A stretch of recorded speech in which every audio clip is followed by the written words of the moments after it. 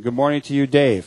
Good morning, Michael. It's great to be here, and the best radio show in Rogers Park, and not only that, but in the best restaurant in Rogers Park, the Heartland Cafe. Now this guy is talking here. We got to be careful of mixing the not-for-profit and the profit. So one of the things that's going on, I must let people know that I have a vested interest in the next thing, and I'm going to be careful about it because I am the 49th Ward Democratic Party chairman, or not chairman, I am the president.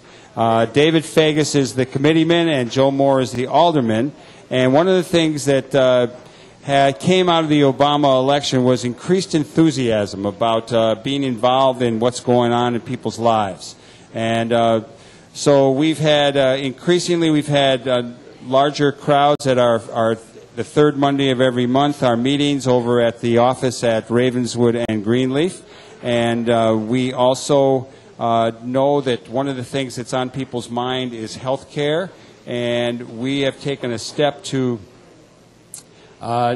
educate folks around the issue, and we're going to have a meeting on Monday night. Why don't you fill us in on that, and then we'll go into some details on health care. Sure, Michael, that'd be my pleasure. We are having a meeting Monday night at Loyola Park about the health care debate, because that's one of the most important issues of our time. There are many things going on and many changes that President Obama promised us, but this change for the healthcare system is on the level of the creation of Medicare and Social Security or the Civil Rights Act. It's something that will go on not just for a few years and be changed, but it's something that will last a generation or two, because this is fundamental, profound change of our healthcare system, and there are a lot of people who just don't know exactly what's going on. The bill in Congress is more than 1,000 pages long, far longer than most people would ever even think of reading, even the most adventurous of some people. And certainly not the Congress people. Right. So it's something we need to get the word out. I think the most important thing to do is to get the word out to everyday people that this is good thing. Have people who are people they know, not just people on TV and all those crazy Republican people who are telling half truths about how the bill encourages euthanasia and other things like that, but to have people just say, I'm for this. I looked into this a little bit. I went to this meeting. I learned a little bit about what's going on, and I think that's the goal of our meeting, is to educate people about what the issues are, hopefully get them informed about what's going to be in the bill, and push still, because there are still negotiations going on in Congress. There are several bills that are out there, both in the House and the Senate, and it's important that we, as strong progressives, many of us for single payer, get the best plan we can get today and then continue to try and make it better tomorrow. Dave Fagus, will you fill us in on who's coming and what will be the content of this meeting that will be held at 6:30 on the 10th of August over at Loyola Park Fieldhouse, which is on Greenleaf at the lake? Well, we're very lucky that we have some very good speakers. Dr. Ann Sheets from Physicians for a National Health Program is coming. They're a very strong advocate for single payer. William McNary, who is the co-chair of Citizen Action Illinois, is also going to be there. He's more of an advocate of the Obama plan and the Obama principles, the public option, as it's been called. And then our own Congresswoman is going to be unavailable, so she is sending Leslie Combs, who will give a report on behalf of Jan Schakowsky. But we're also fortunate that Congressman Danny Davis is going to be joining us to give his perspective on the issues.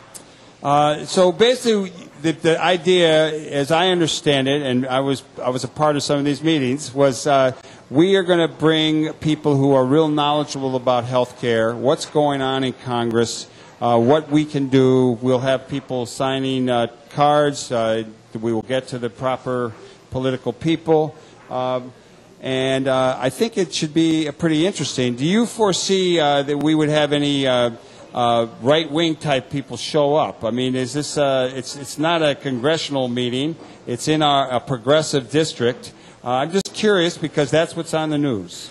Well, I would hope not. I certainly would want people of all, not the kind of right-wing people you're talking about anyway. Certainly this meeting is open to the public, and anyone who has a reason, the desire to come can come. But we certainly like it to be an orderly meeting. We are trying to have a meeting where we educate people and inform people about what the issue actually is, what kind of bills are on the table, and what the process is in Washington. And we think that that will be a very informative meeting for anyone, no matter what your views are.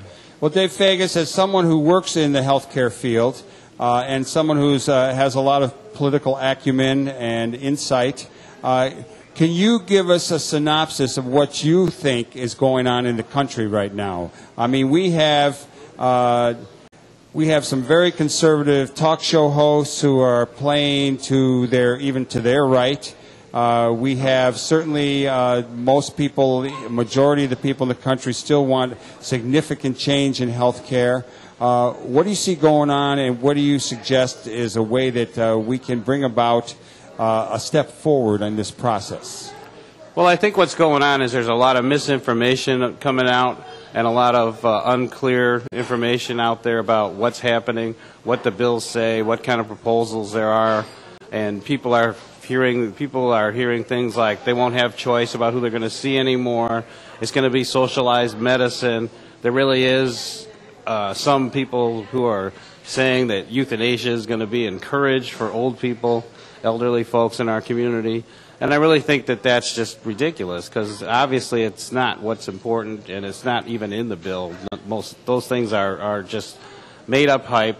And since it's such a complex issue, people who are opposed, who are some congressmen and largely the big insurance companies across the country who fear that this is going to somehow drive them to extinction are launching campaigns and putting the word out across the country, misinformation, things that scare people and make people afraid of change. And I think that when people really look at the issues and they hear the truth about what's going on, they're going to see that there are pluses for them. Things like previous conditions that allow you that disallow you to be part of an insurance plan are going to be eliminated, and people all across the country will get insurance now. The concern is even within the Democratic Party are those who seem to be Democrats, blue dog Democrats they call them, are demanding concessions because of costs and because of perhaps they're in the pockets of the insurance companies as well. To drive down the subsidy part. And the subsidy part is the part that allows middle-class folks, working-class folks, not poor. Poor are covered by Medicaid. It's that group above them that don't quite have enough money to pay for their insurance and need a subsidy to get to the point where they can insure themselves and their family.